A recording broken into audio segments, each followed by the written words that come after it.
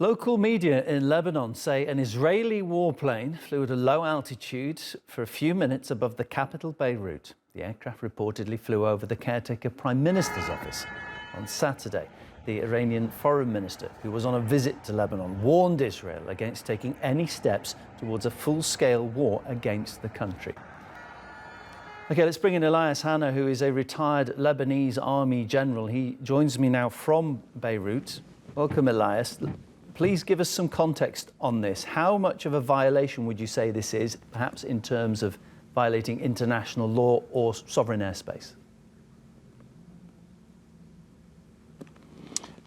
It's not the first time that they overfly over Lebanon. They are really violating the UN Security Council Resolution 1701. Moreover, they have the air dominance, as we know, since the 50s and the 60s until today. But the context is important, as well as the timing. You know that the timing that the visit of the foreign minister of Hanna, the Iranian, to Lebanon, and his stance vis-à-vis Lebanon. So he asserts that Lebanon is related directly to the national security of Iran, which goes, in the context in the region where the United States of America is targeting the proxies under the umbrella of unity of arenas. So maybe also that what he is saying, Hanna, to the whole region, that we in Lebanon, we control Lebanon first. Then, second, for the USA, if you are sending your envoy to Beirut, Amos Hochstein, to really regulate a ceasefire between Israel and Hezbollah, maybe the address would be in Tehran. So, moreover to this, the meaning of this visit is not really to escalate and maybe to de-escalate, because the United States of America now is using what we call the coercion instead of deterrence, because deterrence has really failed. Coercion is like attacking the proxies in order to oblige Iran to really control the proxies, during the negotiation for to find a solution for Gaza. You talked about the context and the timing being that Iran's foreign minister was in Beirut just a day ago saying, don't do anything to try and start a conflict. I mean, it sounds like you don't think this is an attempt to start a conflict, but if nothing else, is it not just an outright insult? The visit itself is really to contain, and it is really to control. And it is really a message for Israel as well for the United States of America.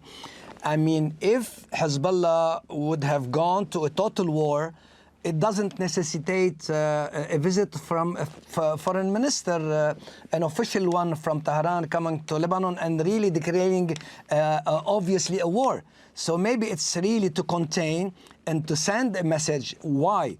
Because what is going on in Gaza is not really concerning, it is not really including Iran, the ceasefire and the hostages and the prisoners. So Iran is put aside.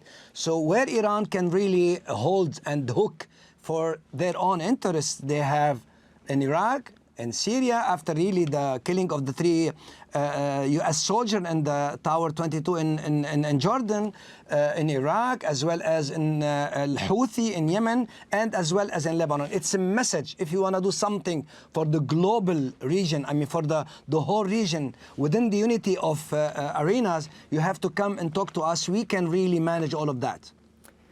Just to make a comparison for people watching, as a Brit myself, if, for example, there are occasions when Russian planes fly into international airspace and go anywhere near the coast of the UK, it does make news headlines. It's considered by the media to be an intimidation. Heaven forbid, if a fighter jet from a foreign nation ever flew over the capital city, I cannot imagine what the repercussions would be, what the response would be. Somehow, this is what we're talking about here. Are there kind of some rules for some nations, the more powerful nations, and different rules for others? I mean, when you talk about Russia, you're talking about a great power, you know what I mean? With the biggest nuclear arsenal in the world. When you talk about UK, so these great powers, maybe they are fighting by proxies in our region. So that's why in Lebanon, for instance, as in Syria, as in Iraq, as in Yemen, as in Libya, we have a quasi-state, a form of a state, not really in the de jure approach. It's like real state, according to international law, but as a de facto, it's a broken state, you know what I mean? So maybe the arena of fighting by proxy is within this area, you know? It's in Yemen, it's in Iraq, it's in Lebanon, it's in Syria. So that's why maybe these rules go only for the great powers, not for, you know, the small power where they are the arena of settling the accounts. Elias, great to get your analysis of the situation. Elias Hanna, retired Lebanese Army General, my guest.